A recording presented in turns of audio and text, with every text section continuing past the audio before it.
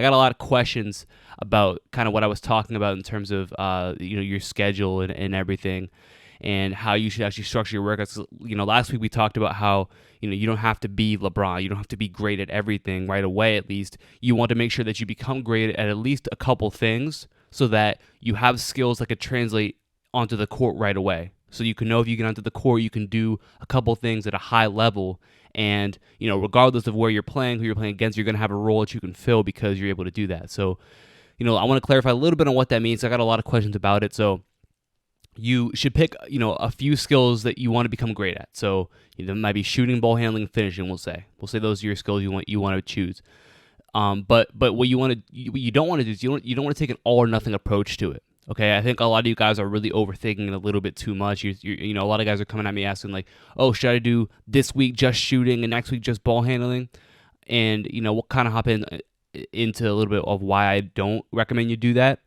But essentially, all that you have to do is you just want your training to focus on those skills, but you still want to have game-like aspects to it. Okay, so if you look at like my NBA player workouts, for example, that's a great example of what it takes to actually, or what I mean by making sure that your workouts are focused on something, but also game specific, right? And all those NBA player workouts, we're usually focusing on a few skills that player is known for, right? But we're translating those into game-like movements, game-like situations where you're gonna have to combine a bunch of different skills, okay? And your training should be that way too. It can be game-like while still focusing on some specific skills. Okay, so for example, Monday might be ball handling mixed in with some game-like moves, right? So some dribble moves that simulate game actions, something like that. Okay, so you might have you might work on your ball handling, doing maybe some stationary stuff, then you translate into working on your between the leg crossover at different game situations, maybe going into a shot off that, into a step back, into attacking the rim, into whatever you want it to be, a spin move maybe, right? You just want to take what you're doing and make it game like. Okay, so that might be Monday. Tuesday might be shooting with some ball handling. Okay, you might get a lot of spot shots up, some game situation shots, mixed in with some ball handling stuff. Okay, that could be your workout. So now you're working on multiple skills, but those are still those a couple of those skills that you want to become great at. Okay, and then Wednesday could be similar to that. Maybe it's more ball handling with some more shooting, and then a couple of dribble moves added into that to kind of combine the two of those things. Okay, so again, you want to be creative with how you approach it, and in the perimeter score system, that's kind of what we do, where we have some workouts that are more broadly focused, where you're going to start off, you're going to go into some, basically essentially be like a structure could be, you'll go into your dynamic warm-up, then you'll go into form shooting, then we might go into some light ball handling, then we might do some light finishing, then we might go with a lot of game shooting, okay? That might be the workout. But then the next day, you might have a workout where we're going to go dynamic warm-up, form shooting, you might have a little bit of light shooting, and then we might go into working strictly on some sort of dribble move. So maybe we're just working on the jab step that day and options out of the jab step, working on the double jab maybe, or working on inverted drag, whatever. But we're going to translate that stuff into game situations, so you're building those game-like moves that you can actually use while still developing your ability to handle the basketball, to shoot, and to finish. Okay, so we're working on all three of those things, but we're doing it in the context of an actual game situation so that it actually translates for you. So, and as we progress forward, we're going to continue to kind of ramp up the focus, and obviously as you move through it, you should be getting better. So that's what I also say is if you're going to plan out your workouts, make them gradually harder, make them gradually a little bit more detailed as you start to master some of these simple moves.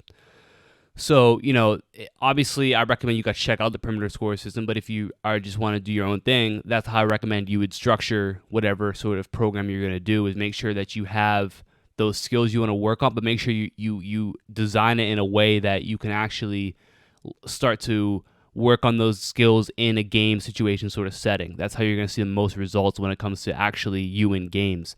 And, I wouldn't recommend doing a week on, week off thing. There was a question that I got where, guys were asking me, hey, should I do ball handling this week and then shooting next week and then finishing the week after that? No, I wouldn't recommend doing that. And that's just because, look, at the end of the day, a big mistake players make is that they just do drills that are going to get them better at doing drills. Like they aren't doing drills that are actually going to get them better at playing basketball, like in a game. And basically all that means is that your drills, like the stuff you're doing, should actually have some sort of way that it's going to translate into the games. Okay? When you're in a game, you're not just going to use one skill at a time. Okay? You aren't just going to use your ball handling. You aren't just going to use your shooting. You aren't just going to use your finishing. You're going to have to be able to switch between those three and combine them. You might have to go into a crossover into a pull-up, or a crossover into a finish, or you might have to go with a jab into a hesitation sort of flow into a veer step finish. Like there's a bunch of different things you're going to have to be able to combine in order to be a successful player.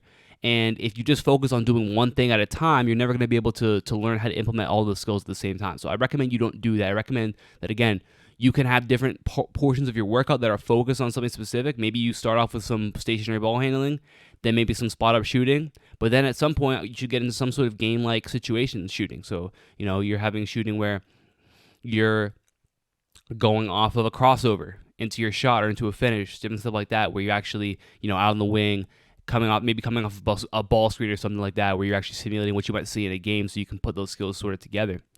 And essentially what we do in the perimeter score system is we start off by isolating a certain skill. So we're going to get the footwork down. We're going to get the shot down, whatever it needs to be. We're going to isolate it so we have the actual technique, the form, the footwork. We have that down. Then we're going to implement that into a game. So maybe we're working on the turn dribble. We're going to work on that in sort of a stationary setting so we can get the footwork down and the actual movement down. Then once we have that, we're going to translate it into a game situation so that you actually can be able to use that when it comes time to pull it out in a game. And it's not just something that you worked on stationary, but you didn't have any context for when you're going to use it. That's important when it comes to actually developing your skills. So kind of to recap, you want to pick a few skills and work on those most of the time.